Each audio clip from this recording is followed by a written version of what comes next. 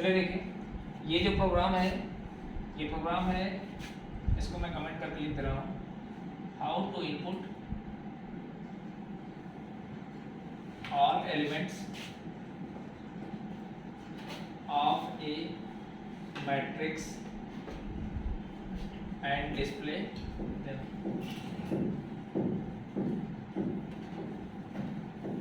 ये प्रोग्राम है कि हम एक मैट्रिक्स के जितने भी एलिमेंट्स होंगे उसके एलिमेंट्स को हम किस तरीके से इनपुट करेंगे और किस तरीके से डिस्प्ले करेंगे। तो जब मैट्रिक्स की बात होती है तो मैट्रिक्स में आपको पता है रो और कॉलम होते हैं, ठीक है। तो जहाँ पे भी रो और कॉलम की बात होगी हम किसका इस्तेमाल करेंगे, 2D की बात करेंगे, मतलब 2D एरे की बात करेंगे, ठीक है। जैसे ही जहाँ पे भी आपको रो और कॉलम का कॉन्सेप्ट मिलेगा वहाँ पे हम कौन सा एरे इस्तेमाल करेंगे, 2D एरे। तो बेसिकली यहाँ पे आप ये भी कह सकते हो कि ये जो प्रोग्राम हमने बनाया हुआ है यहाँ पे हम देखेंगे कि किस तरीके से 2D एरे के अंदर एलिमेंट्स को स्कैनर फंक्शन की सहायता से इनपुट किया जाएगा और किस तरीके से उसको प्रिंट किया जाएगा। सबसे पहले आपको पता है ये हेडर फाइल है। हेडर फाइल आपको पता है कि एक प्रकार की फाइल होती है जिसके अंदर प्री डिफाइंड फंक्शंस को बना के रखा जाता है, ठीक है। ये studio.h हमने क्यों लिखा है, ये आपको पता है कि स्टैंडर्ड इनपुट आउटपुट नाम की हेडर फाइल है जिसके अंदर जितने भी स्टैंडर्ड इनपुट आउटपुट फंक्शन बना के रखे होते हैं उन सारे फंक्शन को इस हेडर फाइल के अंदर रखा गया है। जैसे printf, scanf, gets, puts, ये सब स्टैंडर्ड इनपुट आउटपुट से संबंधित फंक्शन है, वो सारे फंक्शन इसी हेडर फाइल के अंदर बना के रखे गए।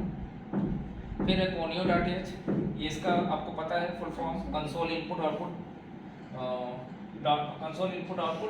हेडर फाइल है। इसके अंदर कंसोल स्क्रीन से संबंधित जितने भी इनपुट आउटपुट फंक्शन हैं वो इस हेडर फाइल के अंदर बना के रखे गए, जैसे CLR, CR है और लास्ट में आपको getch मिलेगा। ये दोनों फंक्शन इस conio.h नाम की हेडर फाइल के अंदर डिफाइन करके रखे गए। यहाँ पे देखिए हमने एक 2D एरे लिया हुआ है और इस 2D एरे के अंदर मैंने एक वेरिएबल लिया है a नाम का जिसके रो की साइज 5 है, ये आपका रो की साइज हो गया, और ये दूसरा वाला साइज किसका हो गया, ये आपके कॉलम की साइज हो गया, ठीक है। ये मैक्सिमम साइज है m और n, ये m इंडिकेट करेगा मिनिमम नंबर ऑफ रोज के, मैक्सिमम रोज की संख्या 5 है लेकिन मिनिमम कितना लेना चाहते हैं वो डिपेंड करेगा m की वैल्यू के ऊपर जो हम इंटर करने वाले हैं।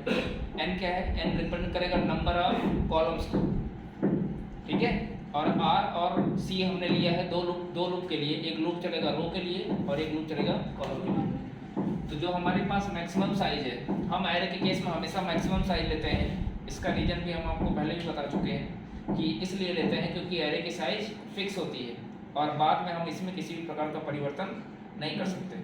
ये एरे का एक बहुत बड़ा डिसएडवांटेज है कि एरे की साइज क्या होती है, फिक्स होती है, हम उसमें किसी भी प्रकार का चेंजेज नहीं कर सकते हैं। इसीलिए जब कभी एरे के प्रोग्राम्स को हम बनाते हैं तो हम हमेशा उसकी साइज अपनी ज़रूरत से अधिक लेते हैं, कम नहीं लेते हैं।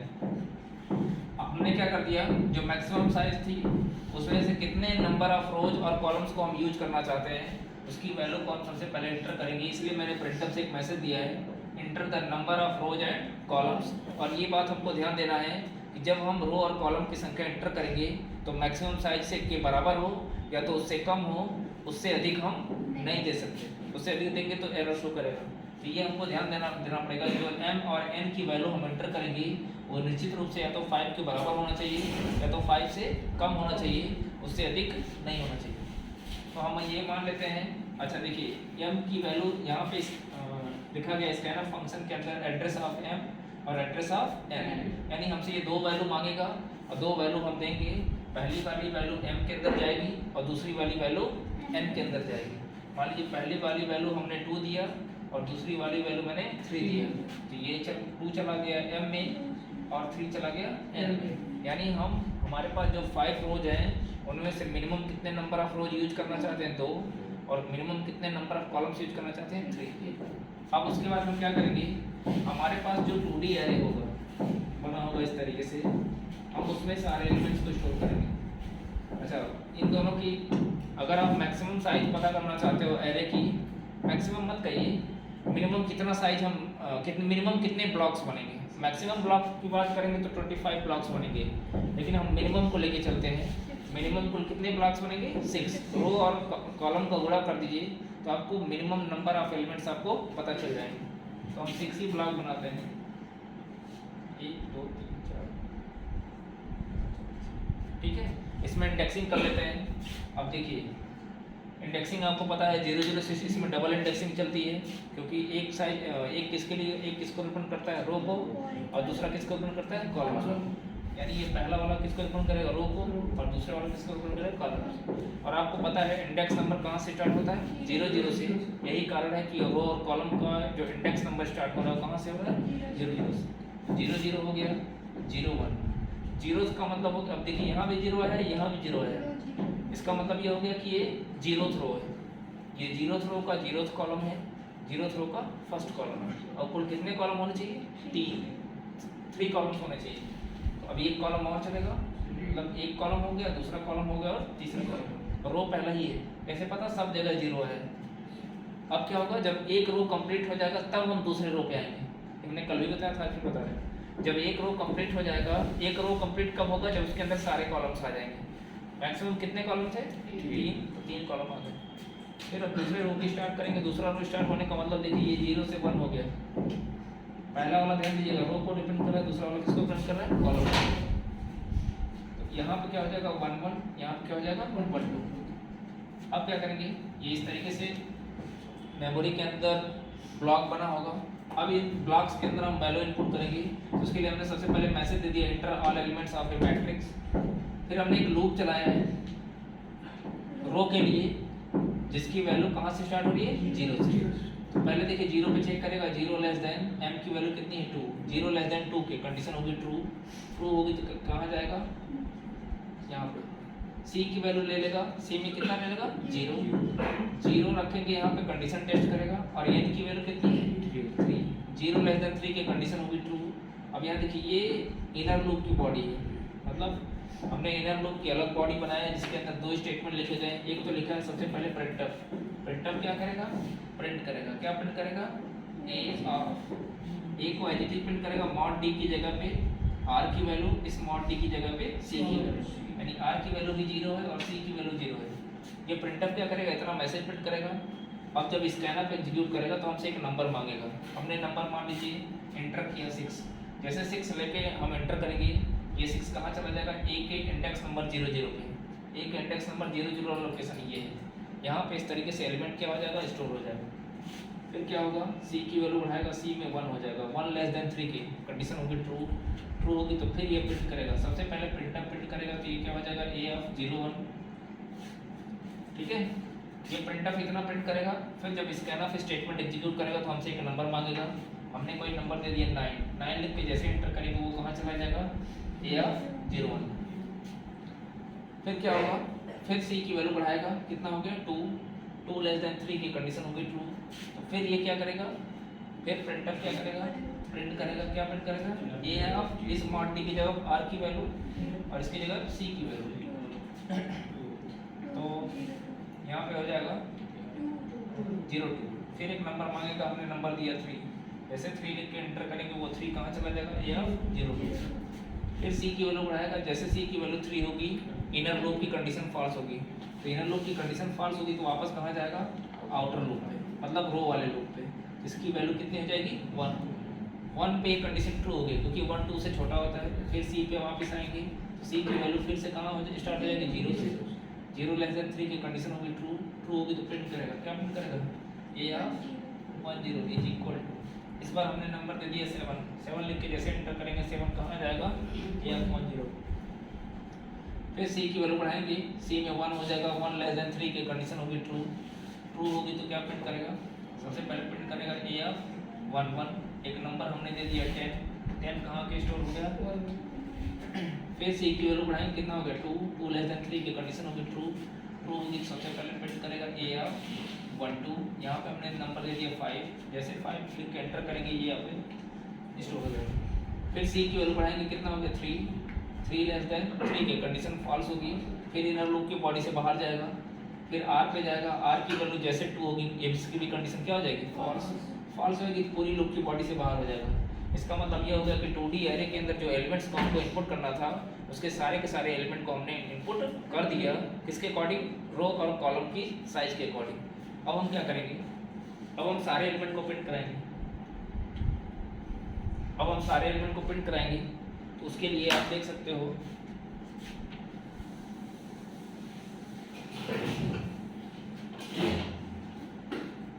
हम सारे एलिमेंट को प्रिंट कराते हैं। तो उसके लिए आप देख सकते हो यहाँ पे सबसे पहले मैंने जब कंडीशन फॉल्स होगी इस आउटर लूप की यहाँ पे, तो हम फिर यहाँ पे ये प्रिंटअप एग्जीक्यूट करेगा तो प्रिंट करेगा all elements of the given matrix R. Matrix के सारे एलिमेंट यहाँ पे दिए गए हैं। फिर दो लूप चलाएंगे। यहाँ पे चीज़ों को सेपरेट करके लिखेंगे तो बहुत ज़्यादा आसानी होगी। मतलब इनपुट करने के लिए एक बार अलग रो और कॉलम के लिए लूप चलाएगा, प्रिंट करने के लिए अलग, कोई और ऑपरेशन परफॉर्म करना हो, मतलब जब जब 2D एरे के एलिमेंट्स को हमको एक्सेस करना होगा तब तब हमको रो और कॉलम्स के लिए लूप चलाना पड़ेगा। और इस प्रोग्राम में आप देख सकते हो जब हमको 2D एरे के एलिमेंट्स को इनपुट करना था तो भी हमने रो और कॉलम के लिए लूप चलाया। अब उनको निकाल के हम प्रिंट करने जा रहे हैं तो फिर हमको रो और कॉलम के लिए लूप चलाना पड़ेगा। ये सब सेपरेटली करेंगे तो ज़्यादा अच्छा है, ठीक है, क्योंकि पहले सारे एलिमेंट को इनपुट करेंगे उसके बाद ही कोई ऑपरेशन परफॉर्म करेंगे। तो हमने क्या कर दिया, यहाँ पर प्रिंट करा दिया all elements of given matrix. फिर ये लूप चलेगा 0 से लेके कहाँ तक, m की वैल्यू कितनी थी 2 और n की वैल्यू 3 थी।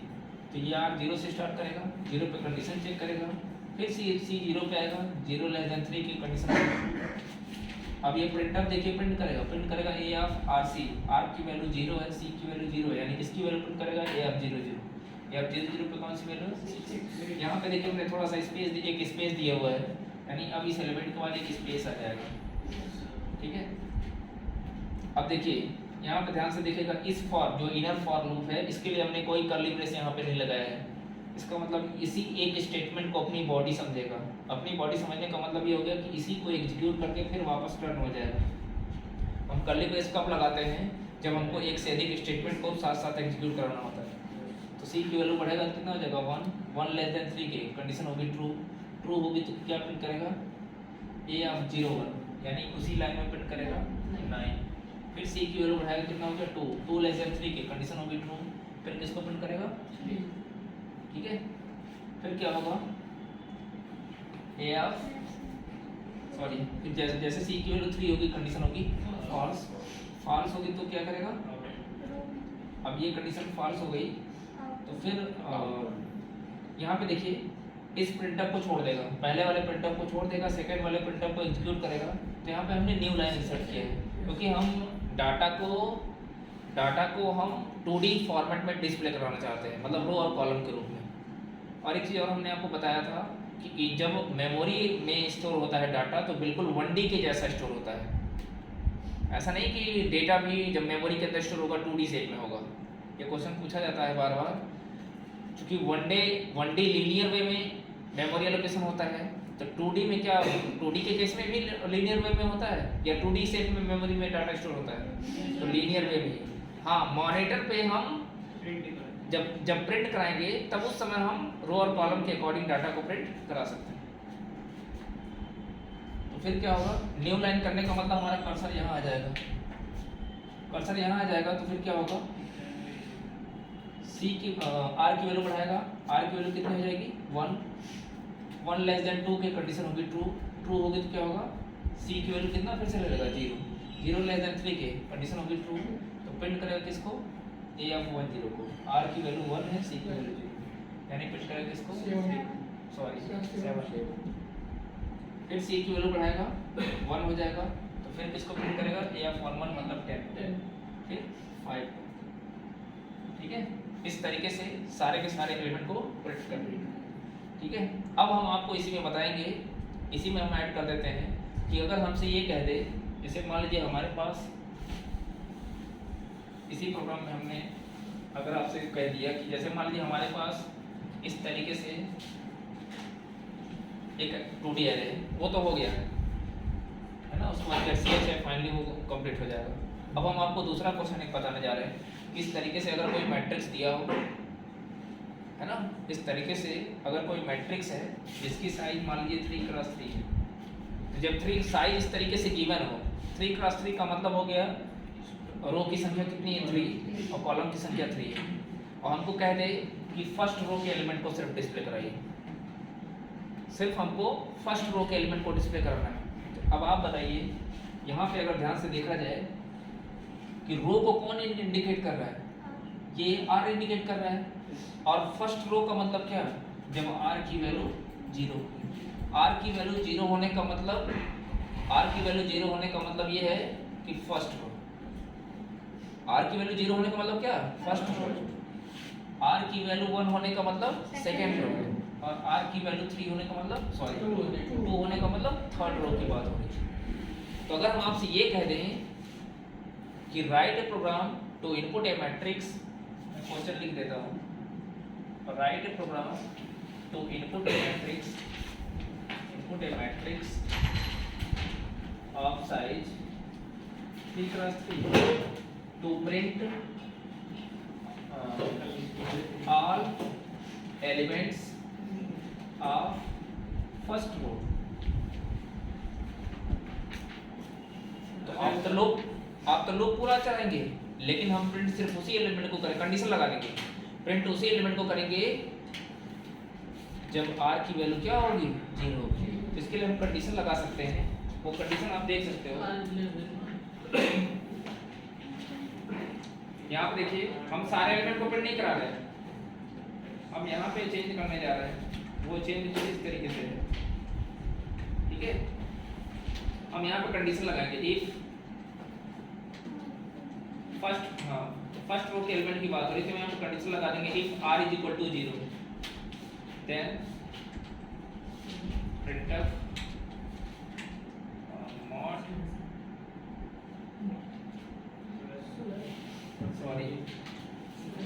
mod d स्पेस, फिर उसके बाद हम प्रिंट करेंगे a ऑफ rc, ठीक है। अच्छा एक चीज और मैं बता दूं, जब आपसे कह दे कि मैट्रिक्स की साइज 3x3, अगर आपसे कह दे कि मैट्रिक्स की, यहाँ पे आप देख सकते हो हमने क्या कर दिया, कंडीशन लगा दिया, यहाँ पे आप देख सकते हो मैंने कंडीशन लगा दिया कि प्रिंट स्टेटमेंट तभी एग्जीक्यूट हो जब r की वैल्यू 0 हो। 0 मैंने क्यों किया, क्योंकि हमने आपको पहले बता दिया कि 0 होने का मतलब फर्स्ट रो, और हमने क्या कहा है कि हमको सिर्फ फर्स्ट रो के एलिमेंट को प्रिंट कराना है। अगर हमसे सिर्फ कहता सेकंड रो के एलिमेंट को प्रिंट कराइए तो हम सिंपली r का कंपैरिजन किससे कर देते, 1 से। जब r की वैल्यू 1 हो जाएगी तो प्रिंटफ, अब भाई जब प्रिंटफ एग्जीक्यूट करेगा तभी तो प्रिंट करेगा, और प्रिंटफ कब एग्जीक्यूट करेगा, जब r की वैल्यू 0 मिलेगी तभी एग्जीक्यूट करेगा। कॉलम की बात नहीं है, सिर्फ शर्त किसकी लगा रहा है, फर्स्ट रो की।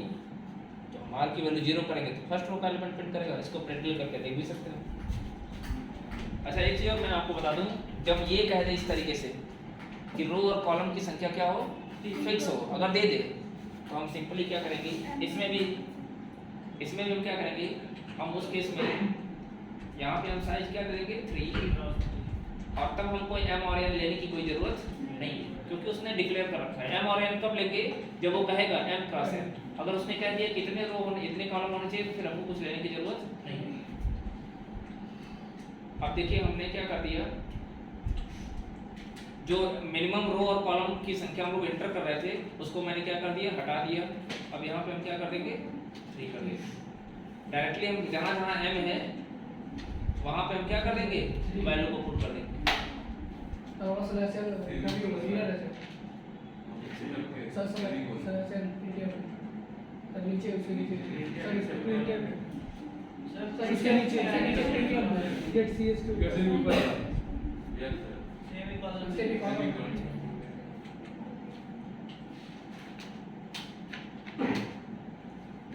अब देखिए हमसे ये कुल कितने एलिमेंट्स एक्सेप्ट करेगा, 9, 3 into 3।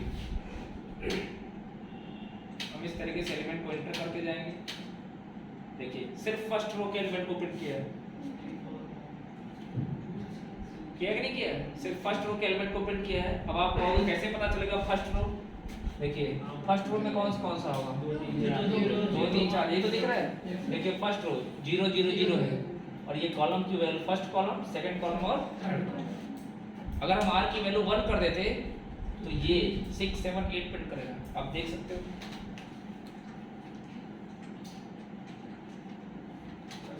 तीनों के एक साथ प्रिंट कराना होगा कि हाँ तीनों को एक साथ एक फर्स्ट रो से मैसेज भी देना है कि फर्स्ट रो का है सेकंड रो का है।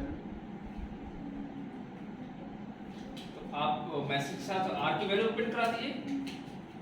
तीनों के मतलब तो सिंगल सिंगल हो जाएगा, तीनों के एक साथ उसी ग्रुप में रिपीट हो जाएगा। मतलब सिर्फ रो को?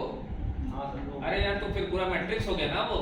तो मैसेज भी देना है ना कि फर्स्ट रो है सेकंड रो है थर्ड रो, साथ साथ मैसेज हो जाएगा सेकंड रो। हाँ अरे यार रो सुन, इसने रो नंबर लिखने के बाद वो भी हो जाएगा उसपे। अभी देखिए ये फर्स्ट रो का एलिमेंट प्रिंट करेगा। आपके कहने का मतलब ये है कि यहाँ पर लिखा है, सुनिए, mod D first, mod D row, और फिर मैं यहाँ पे एरो लगा देता हूँ, ठीक है, फिर मैं मॉड डी दे देता हूँ, और यहाँ पे हम क्या लिखेंगे, आर काउंट, दैट्स इट। अगर उसके नीचे फिर वो मतलब सेकंड का हो गया, फिर थर्ड का भी कराना होगा फर्स्ट। अरे यार तो फिर पूरा मैट्रिक्स हो गया ना वो। एक पूरा मैट्रिक्स तो रो और कॉलम के लिए पूरा लूप चलाइए, ये तो पूरा मैट्रिक्स को प्रिंट करना हो गया ना। तो सर मतलब मैसेज के साथ है हमें वो भी मैनेज हो जाएगा। हो जाएगा।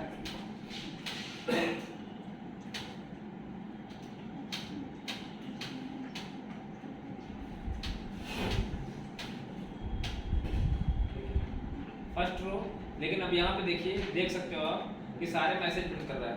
वही सर। अरे तो यार इस प्रिंटर को उठा के बाहर कर दीजिए, लूप के बाहर कर दीजिए। लूप के बाहर एक सेकंड,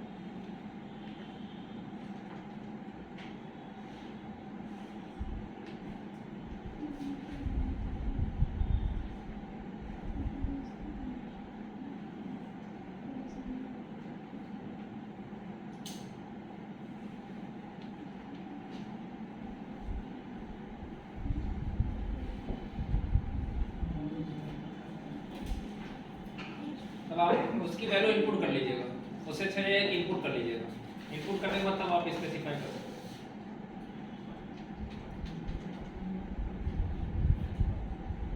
उसको हम अलग से बता देंगे।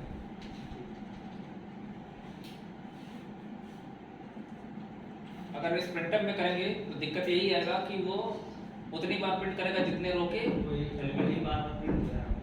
तो सिंगल कराना तो हो जाएगा। तो ऐसा फर्स्ट रो कराना है तो इफ लगाने की जरूरत नहीं, ब्रेक लगा देंगे लूप में, तो फर्स्ट रो को ऐसे आउटर लूप में लास्ट में ब्रेक लगा देंगे। फर्स्ट रो का तब भी दिक्कत करेगा। फर्स्ट रो सर हो जाएगा। चलिए इसको अलग से देख लिया जाए। ये आपको समझ में आ गया होगा। सुनिए, अगर रो वाइज डाटा प्रिंट कराना होगा तो ये हो जाएगा। ऐसे ही जब कॉलम वाइज हमको प्रिंट कराना होगा तो आर के जगह हम क्या यूज करेंगे, सी। और जिस तरीके से आर रिप्रेजेंट कर रहा था जीरो को, वैसे ही सी रिप्रेजेंट करेगा किसको, जीरोथ कॉलम। सी अगर सी की वैल्यू होगी तो फर्स्ट कॉलम, और सी की वैल्यू होगी तो सेकंड कॉलम। इस तरीके से हम लोग मैट्रिक्स के सारे एलिमेंट को हम लोग प्रिंट करा सकते हैं। इसको स्टॉप करो।